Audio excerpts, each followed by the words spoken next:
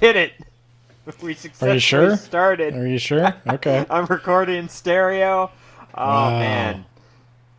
Whew, it only took us 3 tries, but we did it, Ben. It's November of our discontent for another week. Actually, this comes out in December. Oops. Whoops. Um, I'll have to put some sort of opening. I'm sure we can figure it out in the next few days.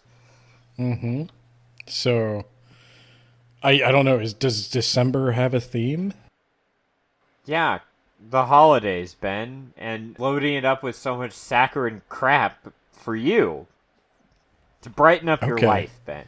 Well, that doesn't really flow like Ben's Horror Bullshit Month or November of Our Discontent. You have to come up with a snappy name for that. Well, you've I don't got a know. few days to figure it out, Ben. This is your problem. I don't care about Brainstorm December. 25 things and then have them on my desk by tomorrow. Yeah.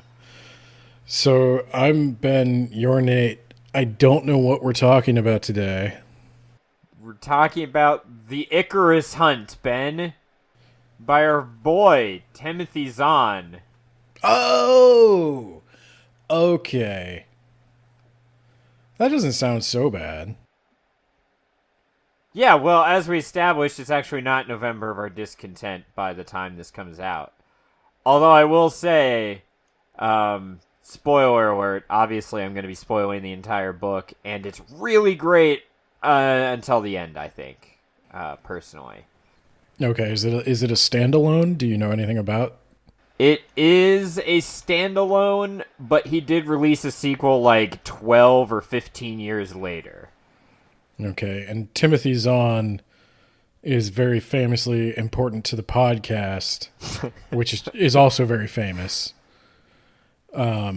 because he wrote all of the Thrawn books in Yeah, the he Star did. Wars franchise. Yeah, he did. And Thrawn StarCraft Evolution, apparently. and StarCraft Evolution. And Thrawn recently appeared on screen. Yeah. I think. I haven't watched Well, anything. in order to watch that, you have to also watch 5 seasons of Clone Wars and 4 seasons of Rebels, and also you have to read the accompanying not the Clone Wars movie though, where Ashoka is first introduced, I guess, but you have to do So homework in order to enjoy that, my according to brother gave me my his Disney sources. Plus password. I watched the first 7 seasons of The Simpsons, and then I never logged in again. Wow, I didn't even know that The Simpsons were on Disney. Yeah, because they bought Fox. That'll teach me a lesson, you fucking idiot. But fortunately, this Disney has not yet acquired the rights to Icarus Hunt, as far as we Give it know. time. Give it time. I'm sure they could get it for cheap. When Timothy Zahn dies and they just buy his soul, There you go. they take all his material, run it through a machine learning algorithm, and just spit out a clone of Timothy Zahn that is fully capable of suffering so that they can force it to work. You're talking about the future of our species, Ben. I'm talking about like the last 3 live action Disney movies. Ooh, he could write. He could write just Disney movie after Disney movie after Disney movie, Yep. and then we could all blame him for how they turn out. Like how it was entirely Ryan Johnson's fault that the Last Jedi was the way it was. Oh, There's no God. one else working on that project. Anyway, I don't want to go down that whole. You're really bad at talking about books. yeah. All right, Ben. So the Icarus hunt. Yes. We follow the exploits of not Han Solo, okay? Jordan McKell, who is not Han Solo in that he has a alien partner and they smuggle things like drugs and stuff. That, But he's not Han okay. Solo, okay? I Oh, need to get look, that out of the way. Hunt's okay. I mean, the alien sidekick thing, whatever, but like, let's be real. He's an Han archetype. Solo is an archetype. Yeah, like he's. Yeah. I mean, I'm not going to fault Timothy Zahn for this. I think the only reason people would even draw that is because it's Timothy Zahn and he wrote Star Wars before, so you'd be like, oh, he's just copying Star Wars. I don't think he is. I have said this a million times. Like, this is something I have said to all of those like really lame nerds who are like. Like when Kathleen Kennedy posted, like I shouldn't even know who Kathleen Kennedy is, but I do because of all these weirdos who are like trying to blame. Yeah, the Force is female. That's fine. I don't care. If you don't like it, here's what you do. You just take a thinly veiled clone of it and write whatever you want to write. Yeah. It's that easy. If you think Han Solo and Princess Leia shouldn't have gotten divorced, you can write one where the sexy scoundrel goes on to be happily married and die and leaves his spaceship to his kids. And like... You don't even need to write it at that point. You just go visit the old books. I don't know. They're like, why does everybody suck? And it's like... Because if their lives are well put together, it's not much of a movie. I don't know. I don't know. I mean, I guess everybody doesn't have to be miserable, but yeah, I'm not going to begrudge Timothy's on this. I like this. I'm fine with it. All right. Jordan McKell. Yeah, and just like any good adventure, it starts off in a bar/tavern. A space bar tavern. A cantina, if you will. Yeah. And he's there. They're like these big hulking monsters, an alien species, and he manages to outwit them. And if you tell me he owes a giant slug a lot of money, then I might question it. Okay. No. He owes. Let me see. Let's see. He owes a man named Antonovich and Antonescu. Fuck, what? Hold on. What is his name? Antonovich, yeah. He owes him a lot of money. So whatever ethnicity you're thinking of, that's it. Russian? Is he a human? He's a human. Okay. That's different enough. Yeah. So the whole point of the mighty thin, but the whole point of the first scene is to show that he's well traveled because he knows this species and he knows like their social hierarchy and he knows how to punch things. So, checking those boxes. Yeah. They'll come back later for an action scene where he will also escape them. So, there you go. But he goes into the bar and he gets accosted by old man offering a job, Ben. Okay. Yeah. Timothy Zahn might have taken my advice a bit literally. Just boil everything down to the base? Well, just write your own thinly veiled version of Star Wars where you can do what you want. I legally can't make fun of him for this because I suggested it. So go on. Yeah, you did. In fact, like you said, legally you can't. Timothy Zahn will come after you with an army of lawyers. He will own our podcast, or at least half of it. And then it'll go straight to Disney. I'll be getting half of that Disney money, Ben. So, this old man introduced himself as Alexander Borodin. I had to write that down because that's not his actual name, spoiler alert. That old man introduces himself as Alexander Guinness. That's a little Alec Guinness joke for you guys. Yeah, you did fuck that up, Ben. I didn't fuck it up. You kind of did. Yeah, just a little bit. But yeah, he's recruiting a team of people. He needs to get some cargo to Earth. I don't know why I thought you were going to say sled dogs. All right, here's another important thing, because they're going to come up a lot. There's a race of aliens called the Path, which apparently is not spelled the way I thought it was spelled. There's actually 2 T's in there. Go Well, that is a figure. Timothy Zahn trademark. And the Path have a warp drive? I don't know what the fuck it's called anymore. It's been a while since I read this. Basically, their ships can go faster on less fuel, so why would you hire anyone else, Ben? So they're just snatching up all the trade jobs. Okay. That's going to be important later, Ben. So just keep that in your back pocket, all right? I got that in my back pocket. And this Alexander Borodin guy, which isn't his real name, he's going to offer a shitload of money to Jordan McKell to just, like, take this ship to Earth with its sealed cargo hatch. So, you know, awesome. Free money, basically. How hard could it be, Ben? It depends how much proto-molecule's in there.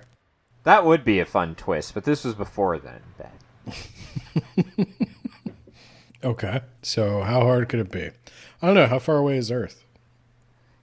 That's one of the big problems of the book, because I don't know, Ben. I think towards the end of the book, they're like, we're 25% of the way there. And I was like, are you fucking for real? Wait, towards the end of the book? Yes, Ben. Yes, so they towards don't the get to end of the Earth book. in the end of the book? Oh boy, Ben. Do they not? Do they ever Okay. not get to the Earth? Wow. Okay. So, Borodin's like, I'm gonna go rustle up a bunch of other crew members. I'm gonna select them. So, okay, bye. He still needs to get, like, a mechanic, an electronics guy, a medic, a spacewalker. I'll come back Wait. to that. The Borland guy's getting all these people? Yeah, he's gonna go recruit all But these isn't it people. McKell's ship? No, they're gonna fly Borodin's ship. Oh, well, then what the hell does McKell do? He's the captain.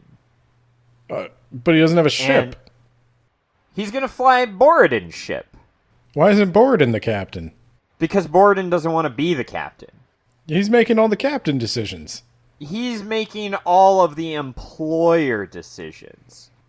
He's hiring the crew. Yeah. He's That choosing you will them. be in command in later.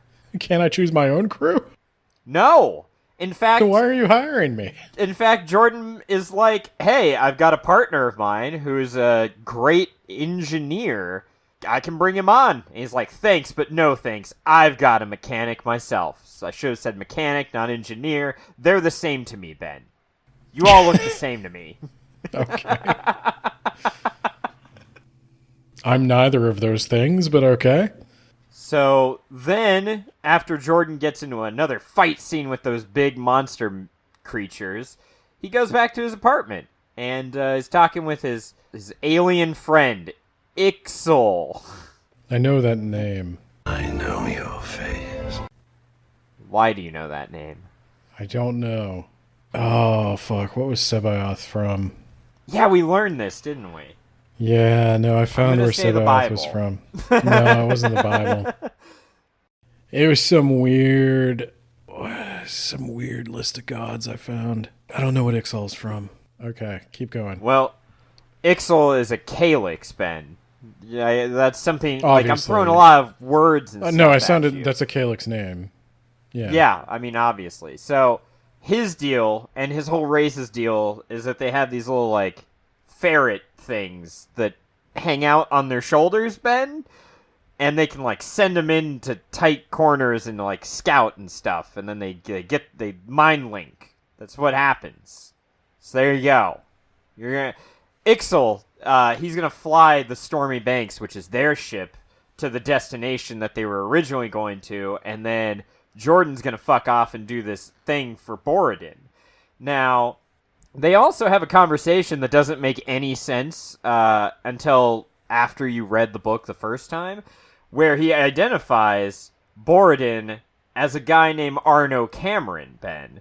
And they talk about him like he's been following him around for a while, and he accidentally got spotted, so he's like, fuck it, I'll make myself known at this bar. So you're like, that's weird. Why would they even say that, right? Exactly, Ben. Why would they say that? Now, Arno Cameron is like an archaeologist. and they were digging something up on this planet that they're at. And then, as they're talking about this, there's an explosion at the dig site, and a bunch of sirens and stuff are heard as ships start flying and converging there, Ben. And he goes to bed. I mean, what's he supposed to do? So that's a good question, Ben. Because like, And the answer, I would be making fun of him for like, why does he think that's his problem? it's a good point. It is a So good point. they're He did exactly what he was speculating, supposed to I do. wonder what happened Quit there. laughing. Take Anyway, your good laughing night. back. Yeah. That's a thing. Like, whenever stuff blows up around my house, I'm always like, well, not my house, not my problem.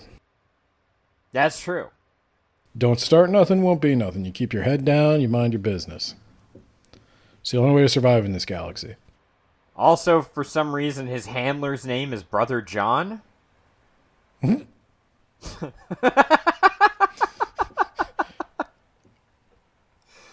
So, Okay. yeah, Jordan's like, yo, Well, that Brother explains John. that explains why he's look, if Frere Jacques is going to come at him, that's why he's got a dormez-vous, you know? Well, That's also why he's sleeping it's also through the important bomb. to note. So Brother John works for Antonovich, and both Brother John and Antonovich are like horribly racist, right? Like they To hate whom? aliens. Oh. Yeah, non-humans. They're disgusting. Why do they even bother living? I will trade with them and They're sell a lot better things at building to ships them. than we are, apparently. Yeah, those dicks. Shipbuilding fuckers, am I right? Fuck them. Super racist guy. And Mikkel's like, don't worry, we're still gonna get this shipment to you, but like I'm gonna take off and do this other job. Even though I don't need the money, you said like I need to pretend like I need the money. Otherwise it's like really weird, right? Yeah, I'm gonna use that logic. Okay, bye. All right. So, now we've set the stage, Ben. We set the stage of me reading bullet-pointed notes back to you and remembering them as I say them. So, this is a little journey we're going on together, Ben. Okay. He's making his way to his ship, the one that he's been hired. It's called the Icarus. I'll just tell you that now. This is the Icarus Hunt. There you go. Why would you name your ship the Icarus? Ben, Icarus was very symbolic in mythology. Yeah, I don't know what for, Not and of I a won't ship look that it makes up. it to its destination. That's for sure.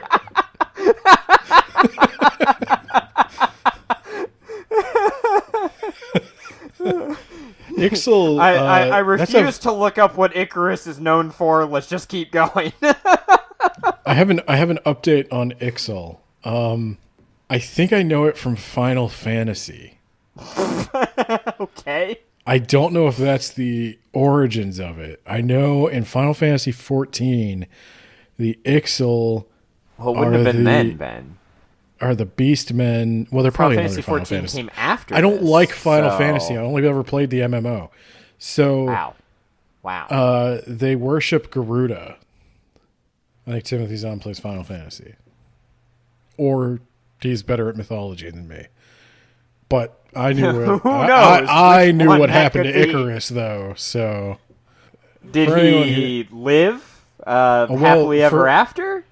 So he gets our boy Mikhail gets grabbed by the police on the way to the I thought ship. it was Ben. Mikkel.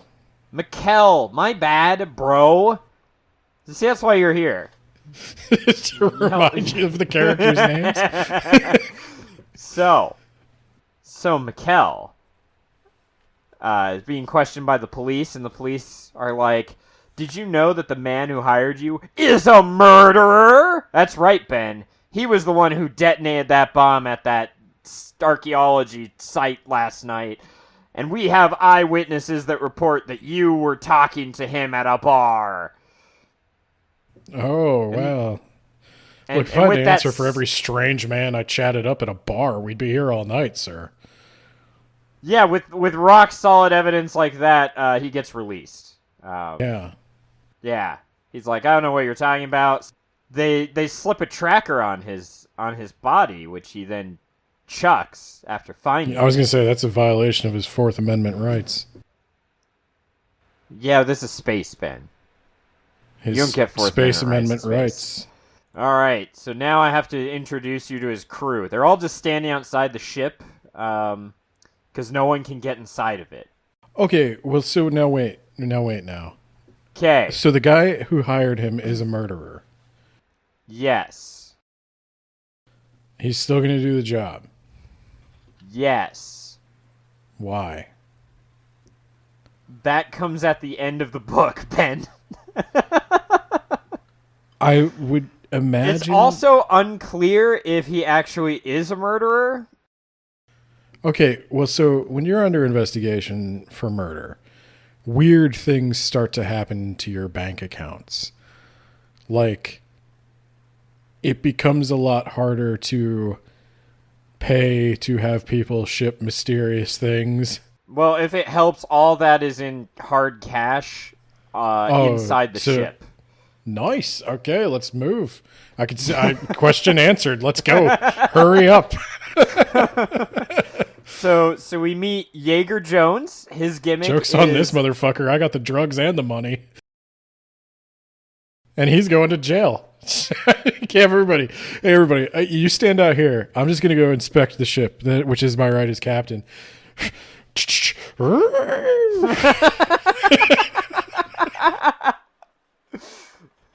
So, we've got Jaeger Jones. His gimmick Jaeger is that he Jones. talks like a surfer man. All right.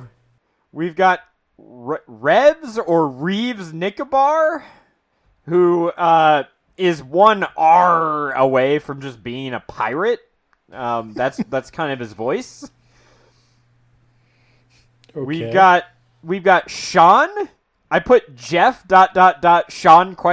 I'm pretty sure it's Sean. Yeah, no, I wrote Sean later on. So we got Sean. He's the electronics guy. His gimmick is that he's a nervous guy and he's snapping at everyone. He's kind of an asshole. Okay. We've got Tara, no last name given, who is the computer expert. Do we need an electronics guy and a computer expert and Yes. a mechanic? Yes. Actually, we do, Ben. Regulations mean that because of how large the ship is, you need X number of crew. Well, yeah, but do they have to have those roles? Yes. Okay. Absolutely. You've got is that the name or the species? Kriya? I don't know. It's an alien that can walk out on the hole. Like, I thought they didn't like aliens.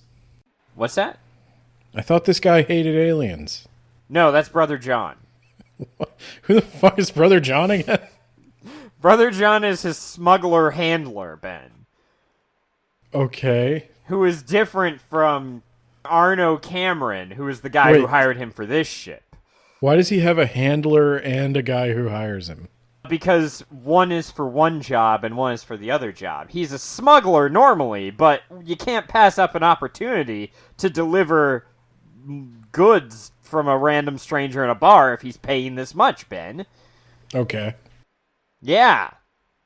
So where was I? The Kriea, who's either the name or the species, and they have a really annoying shrill voice, and I put down fucking Argonian. So there you go.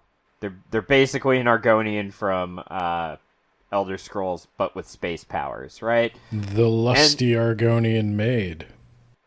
Yeah. And then Hayden Everett, who's an old fat guy who talks like Johnny Bravo, and he's the medic. Or he sounds like Johnny Bravo, I should say. He doesn't talk like him, because that'd be really weird and off-putting. I don't know what that means. What does it mean? I'm sorry, what does it mean to sound like Johnny Bravo, but to not talk His like voice, Johnny Brett. Bravo? His voice, Okay. Brett. Can you give me Yeah. an example? Imagine Johnny Bravo diagnosing you with terminal end-stage cancer, Ben. Hey, mama, it looks like you got terminal end-stage cancer there. If being a hunk is wrong, then I don't want to be right. Who's editing this episode? Me? Okay, well, be generous with my Johnny Bravo cancer jokes. I'll try to edit it in post to make it sound better than it try was. Try to make that a little bit more tactful. So that's the crew, Ben. I'm sure you don't remember any of them, and we're just going to move on like you do. I think I remember him better than you do, but okay. All right, so the ship opens up. It's a time-released lock, right? And then everyone to their stations, and there's like a note from Cameron, who's like, sorry I couldn't be here. My bad. You need to deliver the ship's contents to Earth. And the fate of humanity could rely on this. Okay. So go do that, Ben. Yeah. And they do. I'd question why it's got to go through this weird back channel. Yeah. And there's a part I don't even think I wrote down where the detonation at the archaeological site throw off some planetary sensors so that like something. Look, it's all really dubious, but like we gotta get this to Earth, like now. Future of the human race depends on it. Your money is up front in cash on a table in the main area, and once you get to Earth, here's a guy to contact. He'll give you the rest in cash. Good luck. Okay, I question like how fate of the Earth this can be. And if it is, like, if this guy is the... But go on, okay. Sounds like some proto-molecules shit. So this ship sucks, right? It's two weird-looking spheres with, like, just shit jutting out all over the place. It doesn't look like a uniform ship. And the computer they use is, like, ancient. Like, all the gear is just not up to snuff, Ben. Okay. So that's important to know. What? Okay. Is there... But the cargo hold is sealed. And it's been sealed this whole time, and there are no sensors. So we don't know what's in there, Ben. But get it to Earth. Okay. I assume he's paying me enough to not care.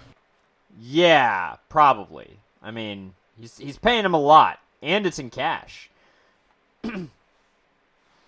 I don't now, think what I happens can a make lot large deposits.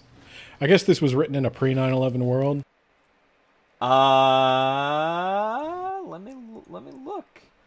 Oh yeah, 1999, pre-9/11 world, Ben. Yeah, because you can't just deposit like 10 grand in cash without saying how you got it. Well, you know, you deposit in bits and pieces and chunks, you know. Do you know how long that takes? I can't tell you on air, Ben.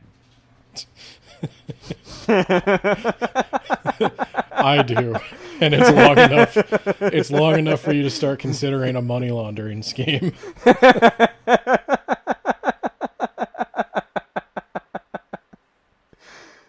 So what happens a lot is they have to worry about their fuel, Ben. As you do. Okay. Yeah. Because your hyperdrive, it's not just magic, okay? You gotta use fuel. Now, luckily, this is a pre-9/11 world, so the fuel prices aren't insane, right? You can get like 10 gallons for like $5 or whatever. This is a pre-9/11 world, Ben. It's a paradise on Earth. Like, do they not have enough fuel? No, the problem is not that they don't have enough fuel, it's they don't have capacity. They can only go so far before they have to stop on a world. And the reason why that's a problem is that every time they stop on a world, someone recognizes Jordan McKell and wants to kick his fucking ass and steal his ship. Why doesn't he just not get off the ship?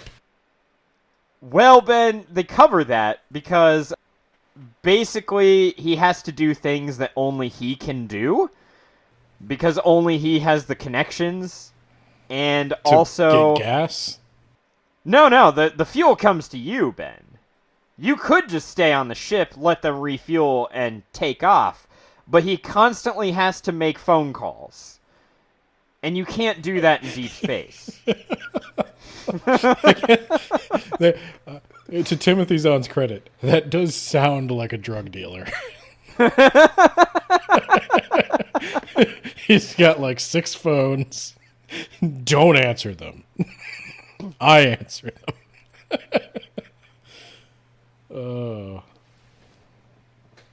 Oh no, my phone. My phone speech command went as I was talking about drug dealers and their phones. Oh shit. Oh, you're fucked, dude. Yeah, CIA heard all that. And also, every time you go through warp space, your hull starts to take damage. And so you need a spacewalker to get outside the hull and find the points of damage and fix them. But aren't you just going to land on a planet anyway? Basically, it's for when you're in between planet stops. Oh, okay. So, that happens, and they're like, all right, we need to send Jones, who is, let me look at that again, the mechanic, the surfer mechanic, and we need to send the really weird, annoying alien out there to fix the hull. And he fixes the hull, no problem, and then he's like, hey, you want me to go and find something, check the rest of the hull, and Mikkel's like, yeah, that sounds like a good idea. And then the gravity comes back on, Ben. I didn't realize it was off, but yeah, I it was trust off, you. Ben, for spacewalking purposes. I don't remember Okay. exactly why, but then... I guess it would make it maybe harder, like, does the gravity just, like, slam them into the hull? yeah, the alien loses consciousness, and he's like, shit, Jones, pull him in! Jones, pull him in! And then they see on the camera, Jones is down, and Jones is dead, actually, Ben. Super dead. Woof. And so, But okay, you know so what? You know what? It's one less guy to split the money with. Yeah, but you need to have your mechanic. But don't worry, For he's going to what? replace him with Ixel anyway. Where the hell's Ixel? Ixel's taking the Stormy Banks and all those drugs to another planet. And they're just going to reroute the Icarus to meet up with him and pick him up. Okay. This really does sound like a drug dealer. Oh, boy. So yeah, the alien gets pulled back in, but Jones is dead, Ben, because his rebreather that he was wearing was actually feeding him carbon monoxide. This was no accident, Ben. Dun dun dun. Okay. Who's in charge of the equipment? Jones.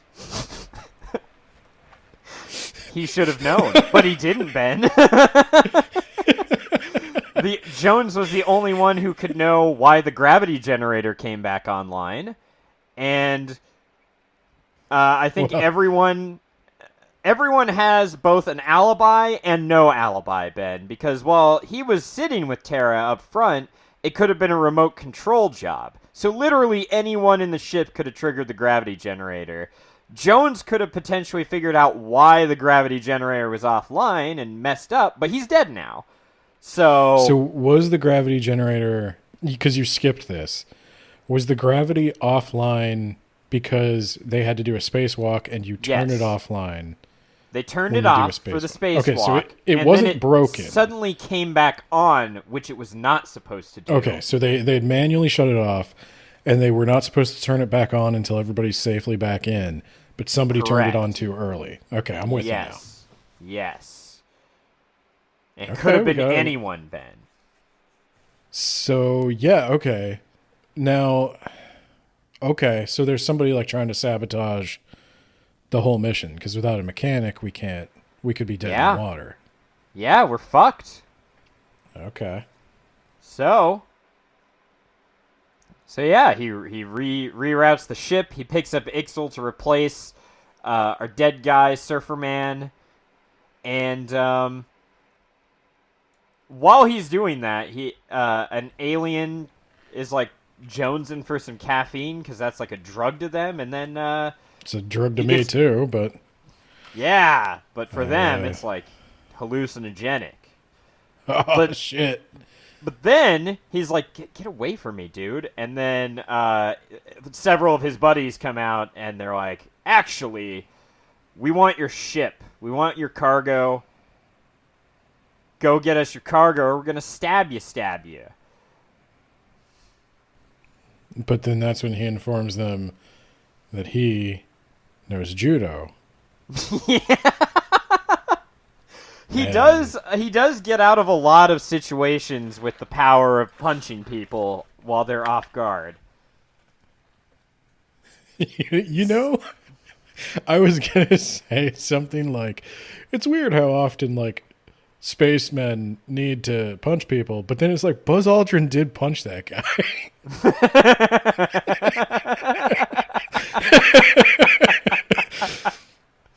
And I kind of loved him for it.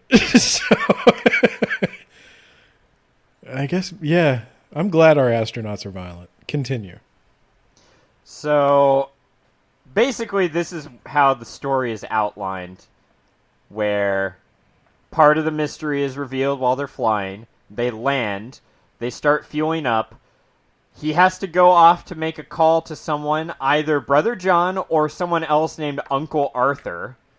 And they don't have a phone in the ship? No, that's not possible, Ben. And like the ship, then he the ship gets can't jumped patch by someone. into a network and send a message? Nope, can't. Okay. So they're almost all... So can do that something in bad Star is Wars. happening, obviously, though. Like, someone knows about what the cargo is, and they're sending guys after him. Now, They I'm should going tell to me kind what of the yada cargo yada. is. I What's might that? be willing to... They should tell me what the cargo is. I might... Make me an offer. My old boss is in jail. I've already got the money. I'll sell it to you. Well, we'll get to that at their next stop, Ben. So, let's see. I'm going to yada yada. I mean, some of this... Okay, it's like there's a metal bang, like metal on metal. And Mikkel comes out of the cockpit and goes to Tara and is like, the fuck was that? She's like, I hit my head on the wall, fuck off. And Mikkel is like, that wasn't her head. But just to test it, he also whams himself in the fucking head. I really the wall. thought you were gonna tell me he like Garth Marenghi just takes the back of her head and whams it into the wall. just to see what it sounds like. He does it to his own head. What a I wrote gentleman. down Sean has a weird odor. That's important for later. Okay. And their ship is a lot larger than its capacity. That's really weird. Okay.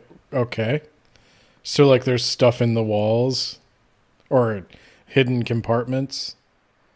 Yes, Ben, you found it out. Later on, he is going to open the wall and find out that the hole is not the hole. I think he goes over some blueprints and is like, "Wait a minute. What the fuck is this?" And yes, there is an outer hole and an inner hole, and there's just enough room for a person to fit in there. Is there like atmosphere in the between space? Yeah. Okay. Seems like that would be kind of And hard to hide. He ends up chasing a sound in the wall, but he loses them, Ben. He's back to square one, but he knows someone was inside the wall So doing some shit. Someone knew about it, and someone can move around the ship undetected. Yes, exactly. Okay. Got a real Agatha Also- Christie locked room mystery here. Yeah, kind of. You keep thinking that, Ben. Keep that in your back pocket. So at his next stop, Ben, there's a human handing out flyers and $100 with every flyer. And Okay, maybe. anyone who can find Jordan gets $5,000 just for finding him, and 10 grand. This is pre 9/11 world, so it's a lot of money. 10 grand for taking him in. So Jordan is accosted by a gun runner who he knows, who's shaking him down. He fights his way out of that like a fighting badass, right, Ben? Like, kicks his ass. And then Is his name like Bob Fett? Jonathan Fulbright. I don't know why I wrote his name down. He does not show up again. He gets his ass kicked and that's it. Neither did Boba Fett. Yeah, but he was so cool, Ben. Yeah, but he crawled out as a... Yeah, he did. As a And then much he gets older- knocked back in. as a much older, rounder gentleman. So he finds out there's like an accountant type guy who's got just a shitload of money, and he gets the drop on him, Jordan McKell style. And he learns from the accountant type guy that he's working for the Path, Ben. That's right. I told you they'd be back. The Path want Who's working whatever for the is Path? in that ship. Okay. And he's offering McKell a shit ton of money for the ship. But if he doesn't give him the ship now, he will send wave after wave of bounty hunter and all kinds of fiends after him to get the ship. And then McKell's going to be fucked. And they're going to come for him too. Oh, wow. Yeah. Yeah. So what does he do? So he gets the fuck out of there. He doesn't take the money? He takes money that the accountant guy has on hand, but he does not take the offer to give him the ship. Why? I think they're just like that. I think they're just good guys. Ben, you have to read till the end or listen to me till the end. But this ship could be humanity's future, Ben. He does consider giving it up. I was going to say, on a few occasions. Like, I believe that it is probably crucial to humanity's future, but, like, is Jordan McKell the kind of person that would care? Or is he, like Han Solo at the beginning, is he only looking after number one? Well, he comes off as Han Solo in the beginning until you read the end of the book, Ben. So, anyway. So, okay, yeah, this is where they said the explosion at the dig site was to blow the roof off of it, scramble the sensors.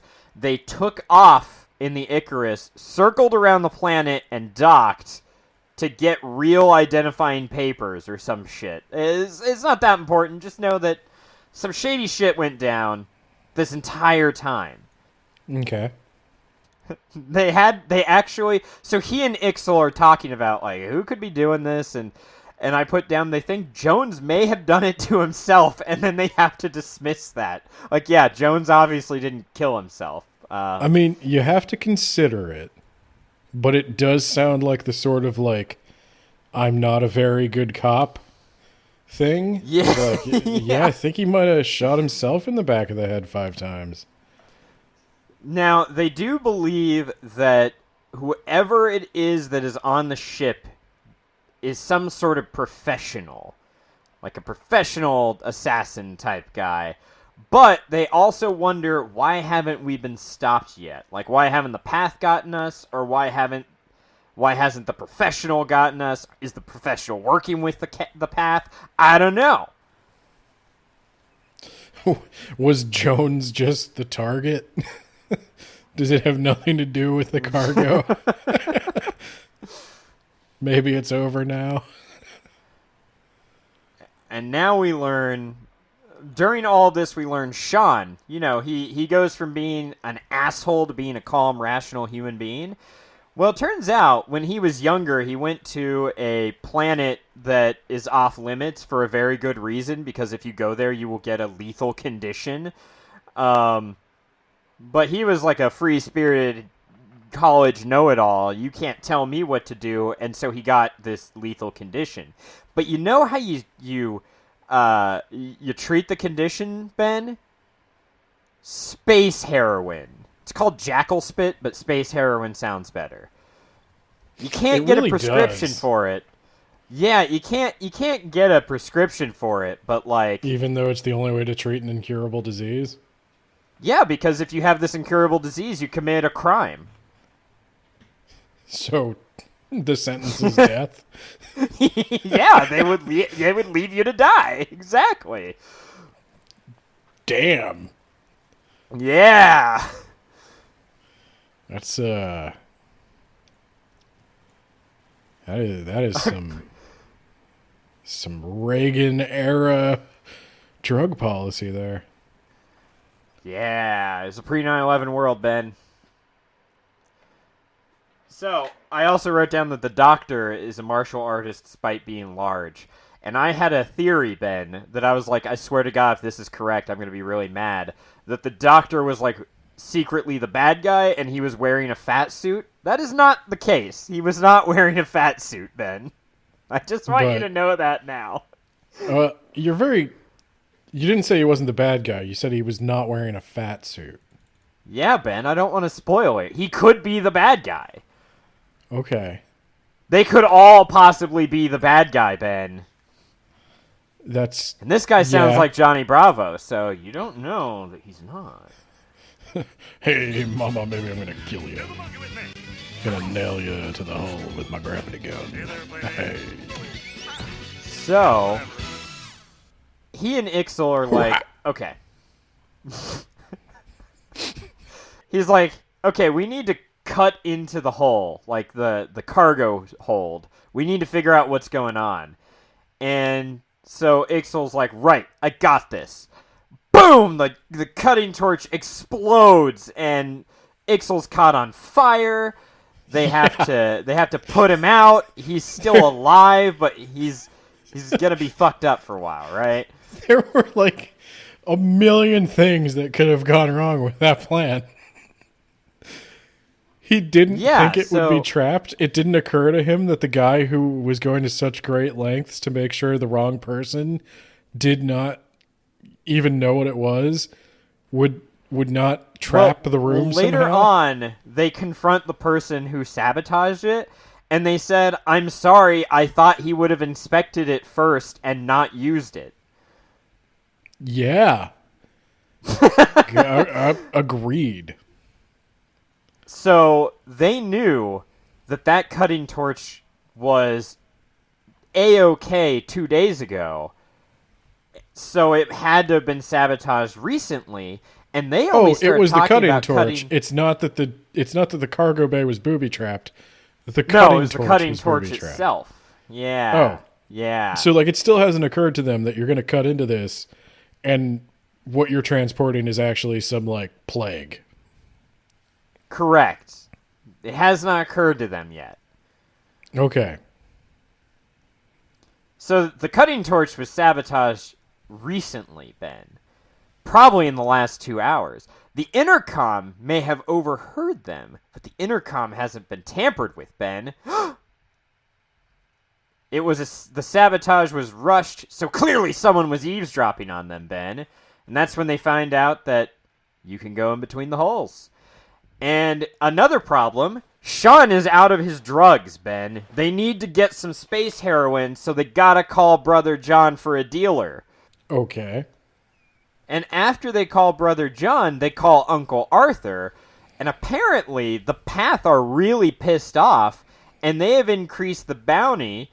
Anyone who can find him will get hundreds of thousands of space yen credits, whatever you want to call them. And at least 15 world governments have a order to detain him immediately because, Ben, the Path, you don't want to be on their bad side or they'll destroy your economy by just not trading with their fucking magic spaceships. So see, that's how the Space Guild should work, Brian Herbert. Exactly. Exactly. You do what the Path says. They want this guy captured, so I'm going to capture him or they're going to cut us off and we're going to be economically ruined. I'm okay with this. Like, honestly, so far it doesn't sound that bad. It sounds like a decent little space mystery. Now, Uncle Arthur also says, and this is something that I caught, but I was like, what are you talking about? He was only supposed to watch Cameron. Mikkel was. And I put a bunch of question marks, like, what are you talking about? Okay. So my guess, the members of the archaeological team were all taken into custody. Like, his first thought was, like, maybe a member of the archaeological team dropped the dime on Cameron, and now he's on board the ship, and nobody knows because Cameron picked all these people himself. My guess was like, well, there's that dead guy. Maybe that dead guy faked his own death. That's not the case, Ben. Okay. Also, everyone in the archaeological team has hypnotic blocks in their brains, so they can't tell them where Cameron is. There you go. Okay. So, he goes to buy some drugs, the good old space heroin to save Sean, but Sean got away, Ben! He got away. He got away! And now he's accosting people on the street! Was he being held? He was. They want... So, he confines everyone to the ship when he is out doing his various things on the planet, because he doesn't want someone getting got. He wants to be the only one in danger. Why? It's more heroic that way. That's not what he says, but more heroic if he's the only one in danger. And Okay. Sean is getting more and more unhinged, right? He needs these space drugs or else he's crazy. And he's now Is he going accosting through people on the space streets. heroin withdrawal, or is this a symptom of his disease? Both. Okay. I mean, it would be both, I guess. So, before he left, he did put Ixel in a locked room that only he could enter. So, Oh, because he was hurt. Yeah, because he was hurt and there's a saboteur on board. And so, if you tried to open the door, it wouldn't open, basically. And so if anything happens to him, Ixel starves to death. I think it opened like a crack or something. But yeah, basically. He basically says it's just a minor deterrent. Like, someone could fix that door within like an hour, but Oh, okay. It's just it's not like you're gonna be sealed in there and you're gonna die. But yeah. So Okay. he manages to get Sean. He manages to get him his drugs, and then when he gets back to the ship, so everyone left the ship, right? Except for Nicobar. You remember him, the guy who is just a step away from being a space pirate, and because he sounds like he's gonna go R. Oh yeah. He was an R short. Yeah. I remember that. Yeah. Yeah. Good. So there's a customs agent there, Ben. There's a tip. The Icarus is smuggling some drugs, and we gotta inspect everything, Ben. No. Okay. Oh no! So, he does have a suspicion, though, that the customs agents are in the same line of work as Brother John, because Antonovich, he's got a wide reach, right? So he's like, I'm gonna try this.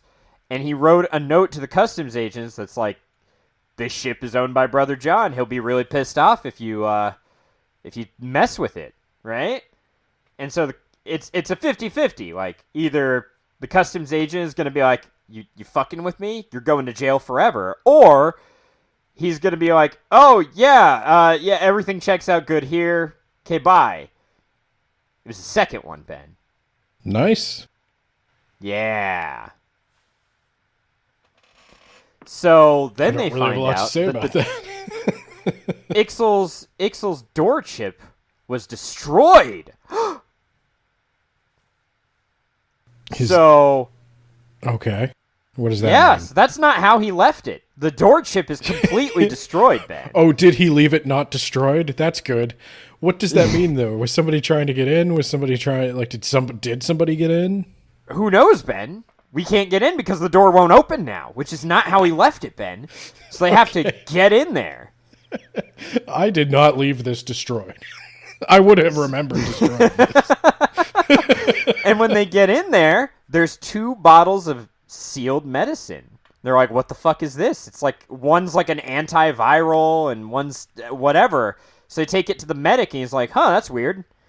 Yeah, if you mix these 2 together and set them on fire, you get cyanide gas, Ben. Why were they in Ixel's room? I don't know.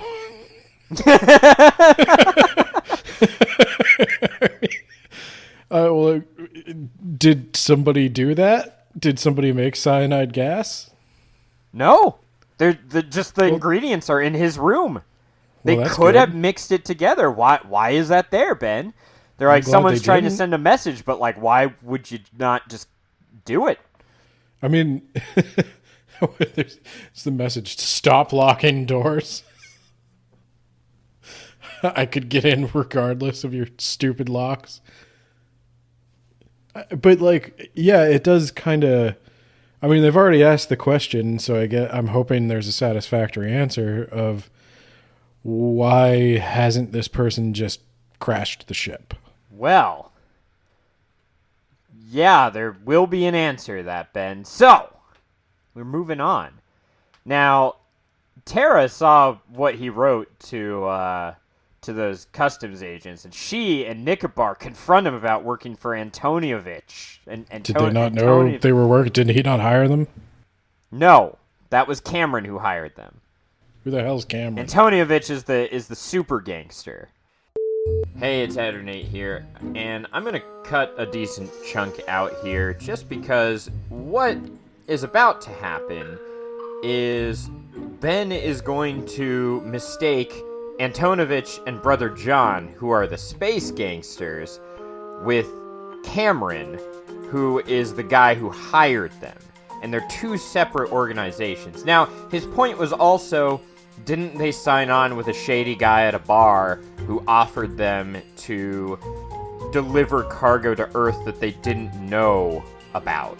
So that's a fair point to Ben, but I think it takes us a little bit to get to the fact that these are two different groups of people. And part of that is the fact that I threw a bunch of names at him all at once. So you don't have to listen to that. Well, okay, they're still stupid. Hey, I didn't say they weren't. It's a I was gonna say, pre-9/11 like- world. People are more trusting, Ben. Oh, okay, so then they're not working for Antonovich. Yeah, but Mikkel is working for Antonievich. That's in separate. between. Yeah, but fuck you, Mikkel.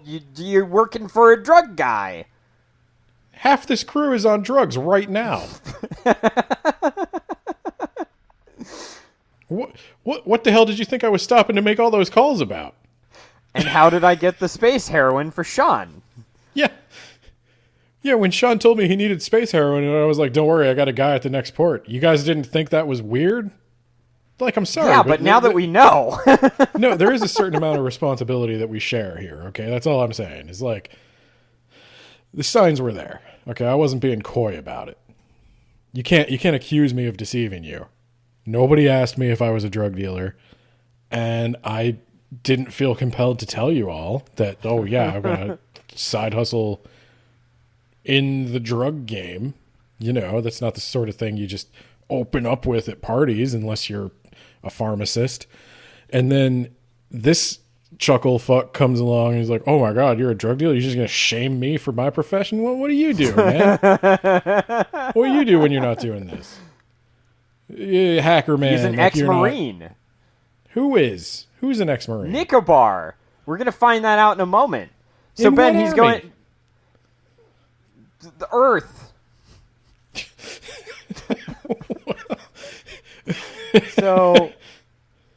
So he goes to the next planet, and there's an informant from Uncle Arthur there. Oh yeah, there are these aliens called the Lumpy Brothers. That's what he calls them. That they're not really that. This is before Lumpy Space Princess. They're drugged, like they're on this planet, but they're like out of it. So there's actually not a fist fight on this planet. And now there's a more up-to-date description on Mikkel, and it's $100K to take him, the ship, and the crew. I don't know why. And this is really not helping with all the mention of drugs, but like I am just picturing every time you say they go from planet to planet, I cannot help picture like Reading Blaster Jr.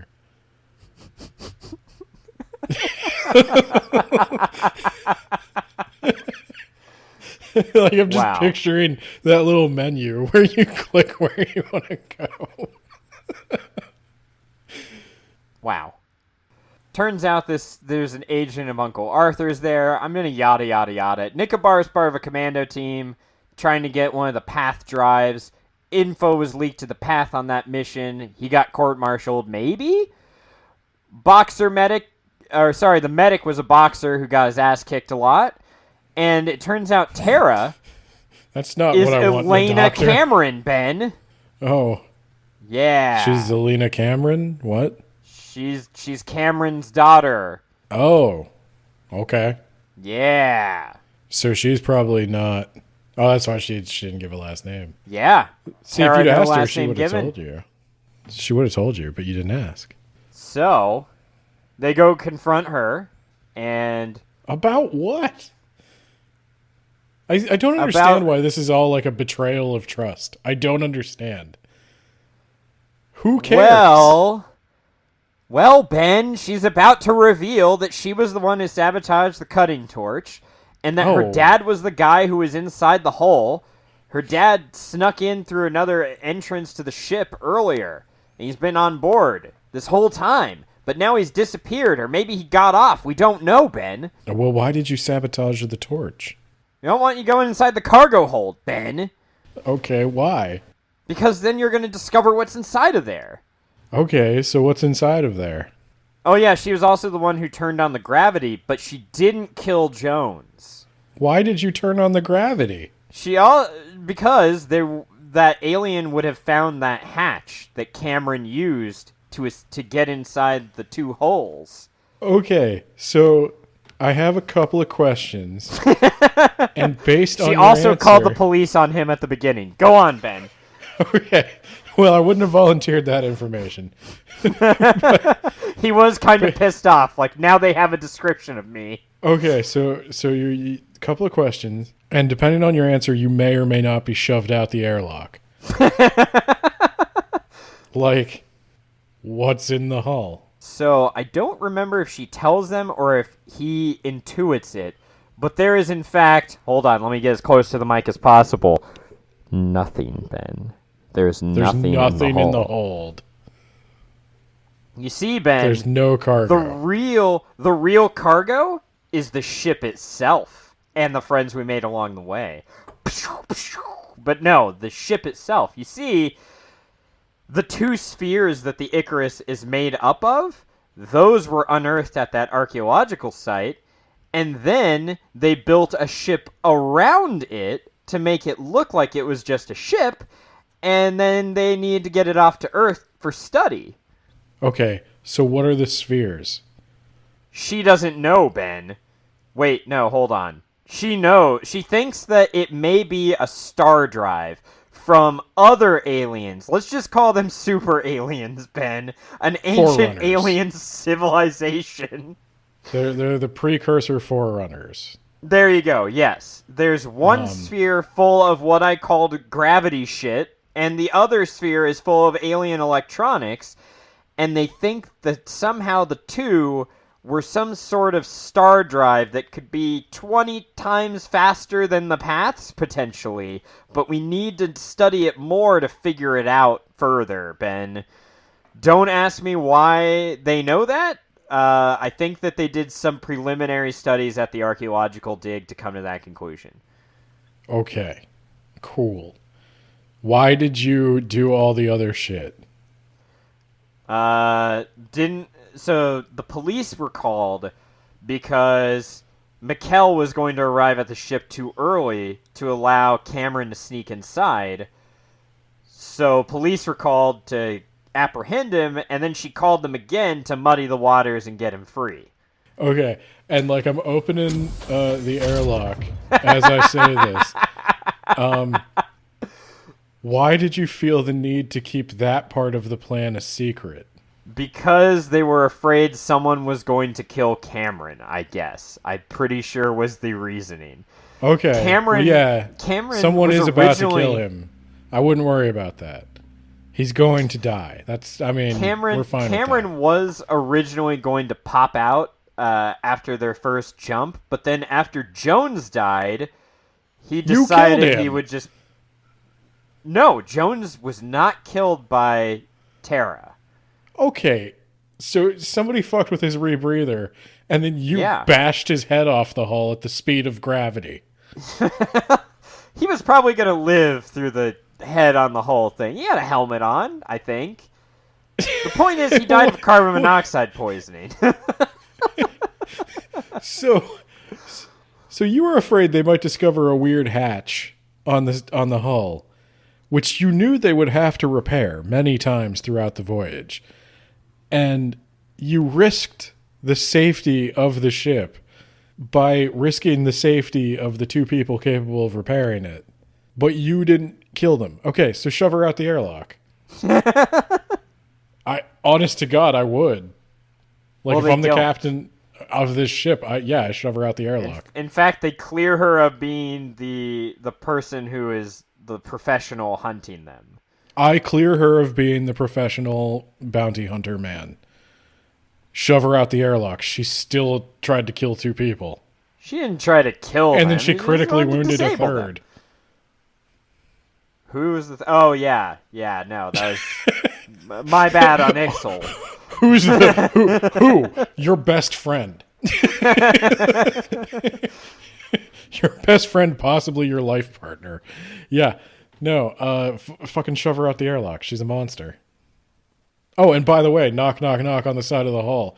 Hey, Cameron, if you're in there, I'm shoving your daughter out the airlock. Now would Well, be a he's real not in good there. fucking time to pop. She hasn't Okay, heard well then, from him. see you on the other side. Well, they don't do that then. Okay, well that's probably why the end of this book is going to be disappointing, because there's some dumb motherfuckers on this ship. So that alien, I guess I should go into his motivation. He was given the chance to help his people by Cameron. His government has a 70% tax on trade that the Path get to take. I'm gonna have to yada yada now. So there's a space fight scene, but they get away. They jump but have ion damage. The Path are widening their bribery, like ahead of where the Icarus can fly. So basically, the Icarus are on a race against time.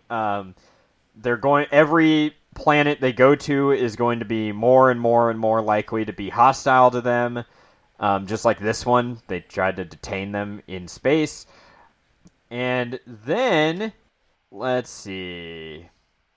Oh yeah, they changed their ship's profile. This is where I asked, like, how far are we? They're very far away from Earth. But they managed to take away, like, he informs the crew of the secret second hull, and they change the profile of their ship by, like, taking parts they don't need and rebuilding and yada yada yada. They find out that Cameron has gone inside of the small sphere, which looks like it's just full of, like, a tangle of wires and shit. And they send in one of the ferrets in, but he disappears, Ben. He's seemingly killed in there. So, shit, Cameron might be in there, might be dead. They think that Cameron... never mind. So, maybe Cameron was killed and shoved in there. Maybe he went in there under his own volition. Yada, yada, yada. He's going in there, Ben, and they find out that this... Like, they want to try to get this star drive up and running, because that'd be really helpful to go super fucking fast, but it's, like, missing some sort of crystal component, and yada, yada, yada, Ben. Then, he goes into the small sphere after Cameron. He gets some sort of electric shock that's not painful, and suddenly all the lights changed, and he's not in the small sphere anymore. He's in the large sphere, but not inside the Icarus! And Cameron is there. And it turns out it's not a star drive, Ben. It's a fucking teleporter. Oh, wow. Where'd they go? They don't know. Unrecognizable constellations. They're probably on X. Well, they're not. Yeah, it looks like I wrote here, they're about a third of the distance to Earth. So... Cameron says that there was someone trying to get inside of... Oh yeah, he's up and alive, by the way. He's recovered from his burn wounds. He's got a forced meditation, Ben. He stole that one from Luke, and he healed himself. So Cameron was the one who saved his life, though, after, horribly burning him. Don't think about that. There was a guy who was trying to bust inside. Why did she put the medicine bottles there? Was that her? Cameron, this is the man Cameron. Cameron. The man ran. So when everyone went to look for Sean, a big dude was trying to break in, and so Cameron was like, he just got out to go get some supplies, and he's like, who the fuck is that? He doesn't look familiar to me.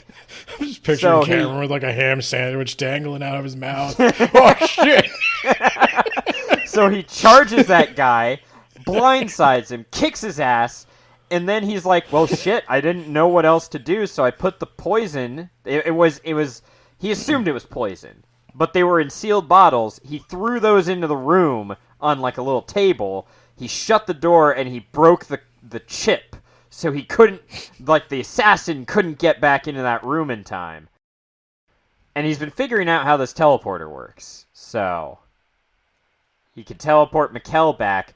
But Mikkel's like, you have to stay here for now. I'll send you, like, food and shit, because, there's no food over here. But, okay, bye. And then I put down... So we're approaching the end, because I wrote, on a Mardi Gras planet for more drugs, then he gets blown unconscious. So from what I could tell, that means he was going to get more drugs for Sean... And then he gets his ass kicked, and he wakes up. He wakes up. He wokes up. No. That's right. He develops very liberal politics. Ben, no. Hold on. He wakes up tied to a chair, right? And the lumpy aliens are across from him. They're just watching him.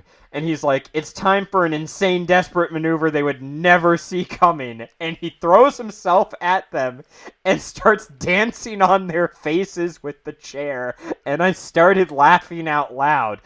He's just a guy kicking their ass with the chair that he's tied to. Oh. Was it supposed to be a little, like, funny? I hope so, because I laughed. I laughed and I laughed and I laughed. So... The Path don't know where his ship is. They don't know where his ship is, and they're like, we're giving you one last chance. You tell us where the ship is, we won't put you in a jail forever to torture you and murder you, I guess. And so they're having a little negotiation, and then the Director General arrives, Ben, and it's Nicobar! Okay. So then, it turns out that Nicobar he's playing the part of this guy. He actually isn't him. They orchestrate a rescue. They start shooting aliens to escape. Someone shoots Nicobar. No. And then they find that Everett is down with his knee blasted. And I don't remember which one was Everett. Everett's the doctor. Oh, that's unfortunate. Now, I should mention that the main character has figured out pretty much everything that has happened by this point, but he does not tell the audience. He's like, I know who did it, but I don't know why. And I think by this point he's like, okay, I figured out why. Everett, he has a friend in this area. With a private landing strip, they can hide the Icarus. So, like, that's convenient. Let's go there. Okay. And we're going to have, like, our parlor scene? Yeah. So that's what happens, actually. They're all sitting down to eat there. And he's like, well. It turns out there was a third party all along. This is why we haven't been caught by the Path, except for when we did. But here's why. You see... Oh yeah, by the way, I should mention that Earth has caved into the Path, and he's not allowed to come there.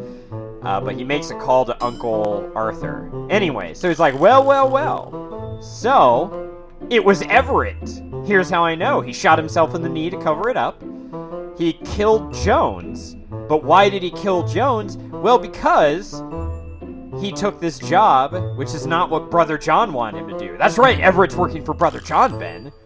Gasp. Shock. How did he figure that out?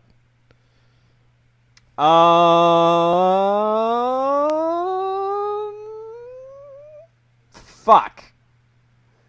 There was a good reason. He was hired by someone to send a message to Mikkel. So he figured out that Jones was killed because they've never actually met his partner, right? So they just assumed his partner was a human because, what with them being horribly racist, right? Right. But they killed Jones to send a message to Mikkel, like, don't take jobs outside of our smuggling ring, you fucker. But then he got his drugs, he called off the hit. I mean, he's already dead, so, whatever. But then they found out that the Icarus was something more valuable, so plan is back on. Go get him. Also, he's partnered with a disgusting, filthy, gross alien.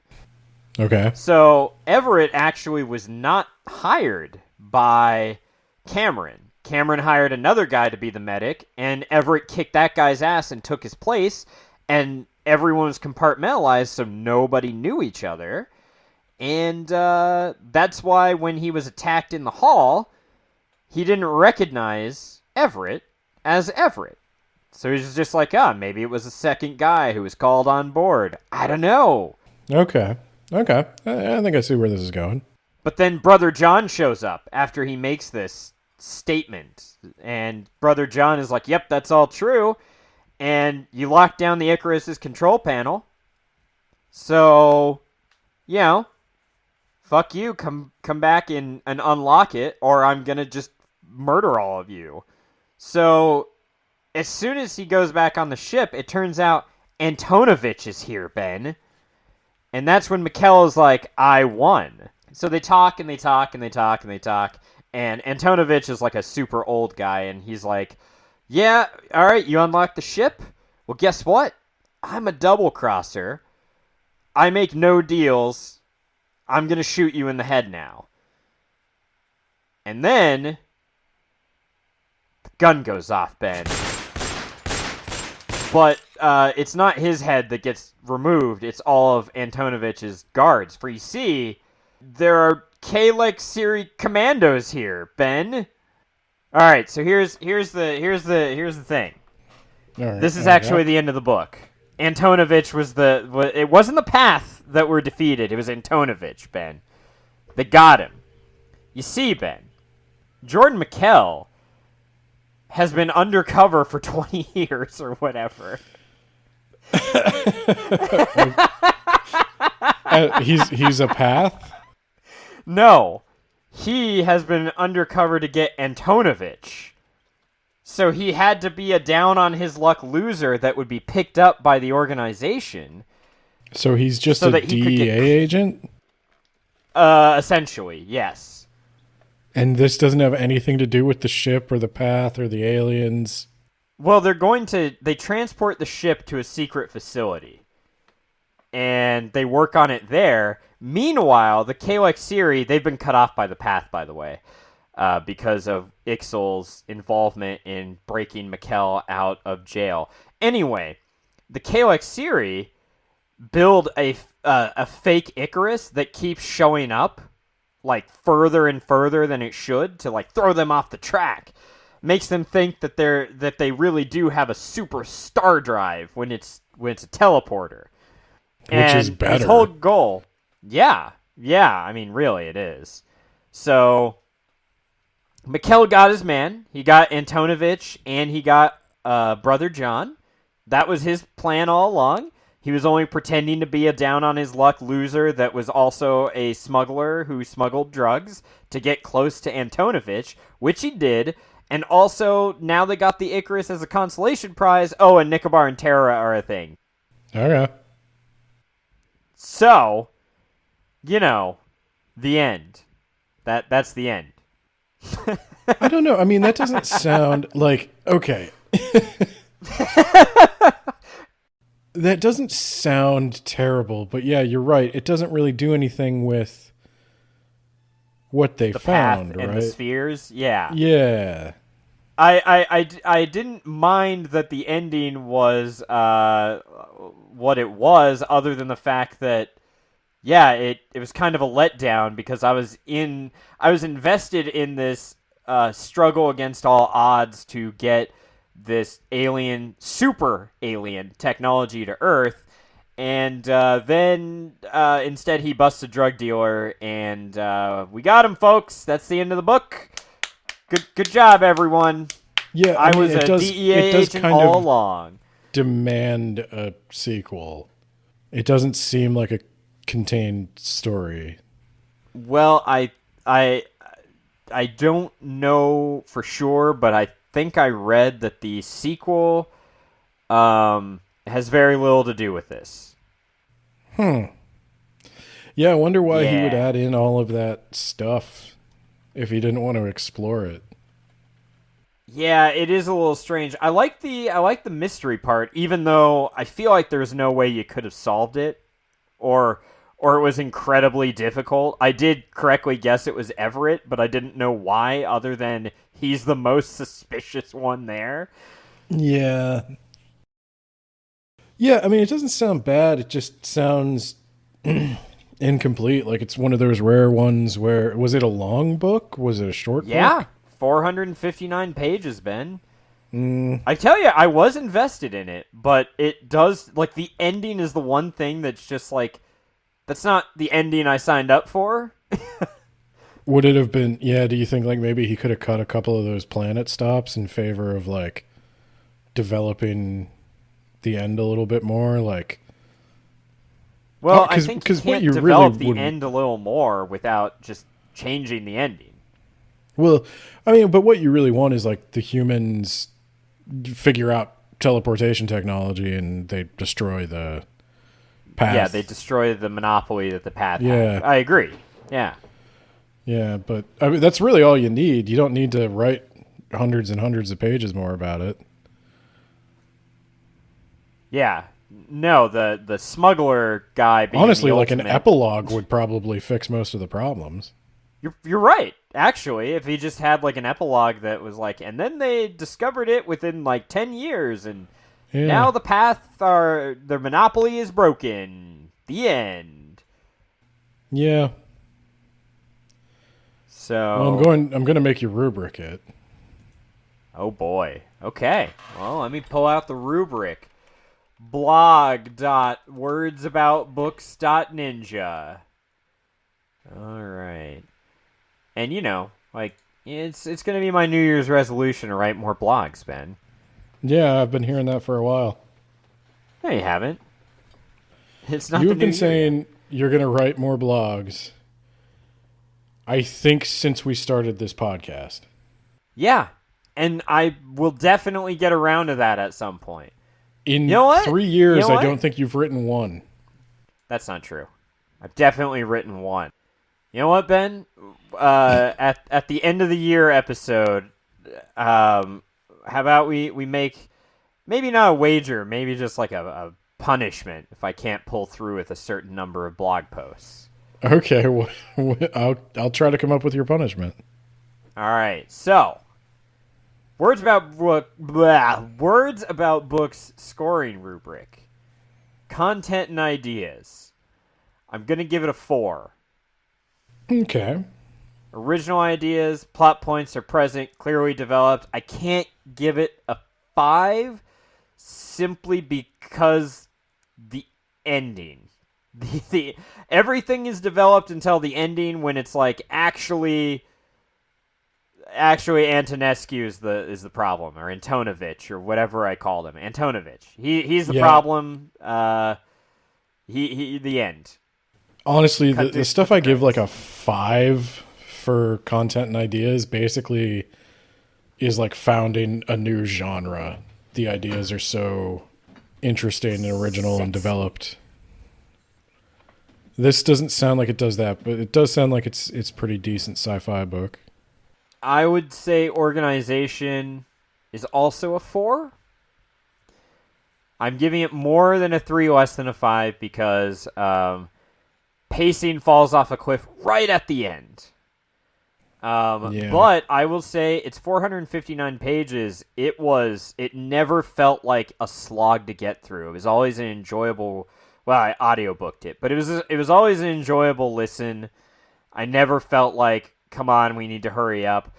The only again the other problem is I don't know how far away we are from Earth. Like, you keep talking about distance and fuel and yada yada yada, but like only towards the end are they like, yeah, we're only a third of the way of the Earth, and I'm like, wait, but the book's almost over.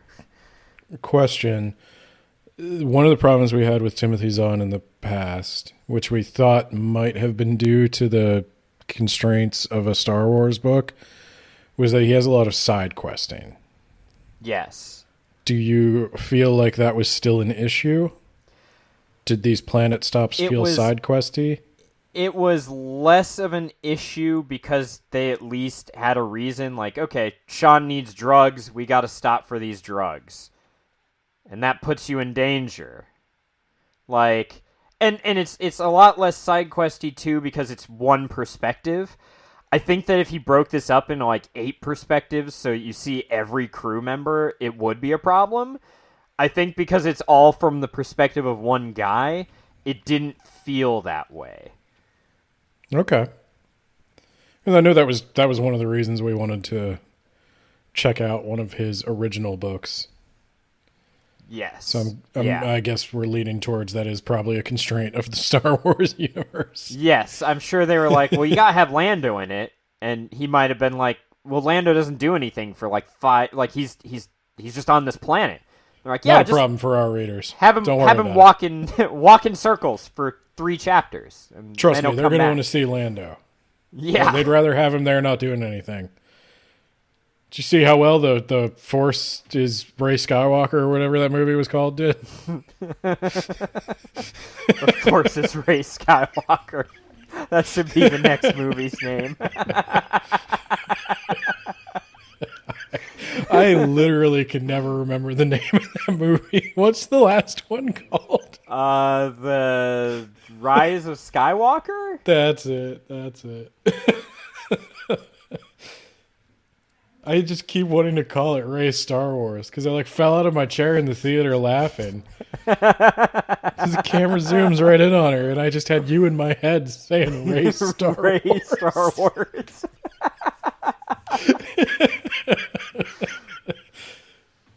Oh, okay. I think use of languages. I'll probably give that a 4. Wow, this is coming out to be like one of your best books of the year. Yeah, I enjoyed this book a lot. I'd say it's 4. I always have trouble ranking use of language, but I'd definitely say, like, yeah.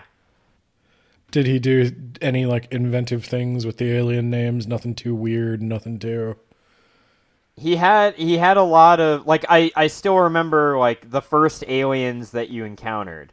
They're just big, bulky guys, and Mikkel has to yell at them in a very specific voice, and, like, they have a territory where if you go into their territory, they can beat your ass, but they're not supposed to move towards you, and, like, there's all these complex rules. I still remember that. So, he did a good job at making the aliens feel alien, and there's nothing too weird there. Yeah. Solid 4. Good. In fact, I think I'm going to end up getting 4s across the board because personal preference. 4. I like the book, but there were elements that didn't quite work for you. The elements being the mystery was pretty much impossible to guess, I feel like. And the ending was not the ending that I was expecting. Okay. So even with the ending, it's still a pretty strong recommendation from you? I would say so. I'd say it's a fun, if you like just a fun sci-fi romp, right? And you're not looking to read another Star Wars or whatever, solid pick. It's not the thinking man's sci-fi, it's more of an adventure sci-fi. And nothing wrong with that. That's what you want. This is what you're going to get. What about for people who have read and liked the Thrawn books? Because that is probably who would be most willing to pick this up. Do you think it's similar in any way, or do you think it's totally its own feels thing? like an off-license Star Wars book.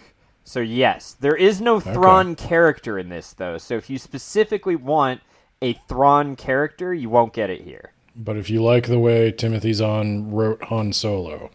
Yes. Okay. Well, if you like the way he wrote Card, the guy who replaces Han Solo because Han Solo has a family now, and that means he's basically dead.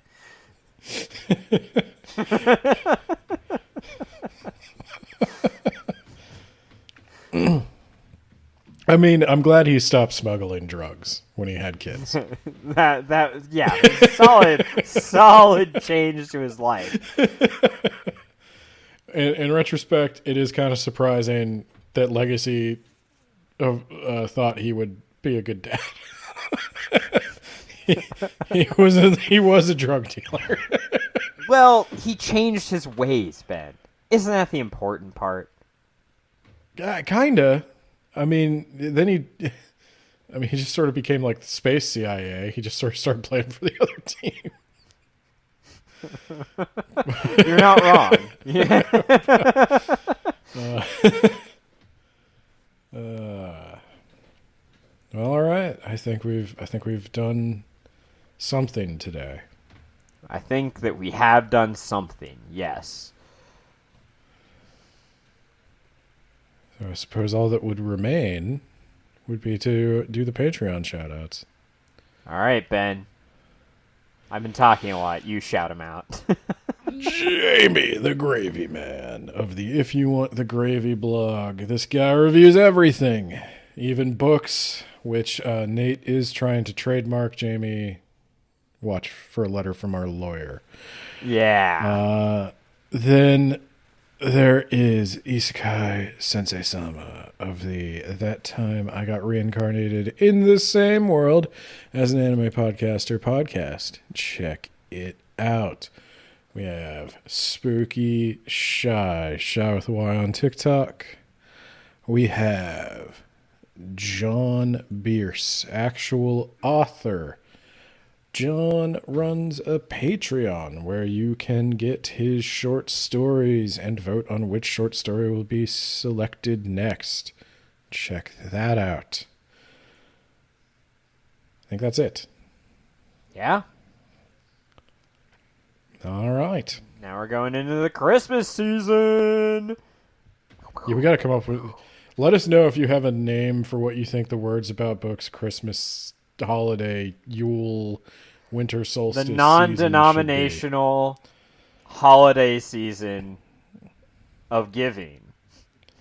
Maybe that's what we should go with that. Like the words about books, non-denominational.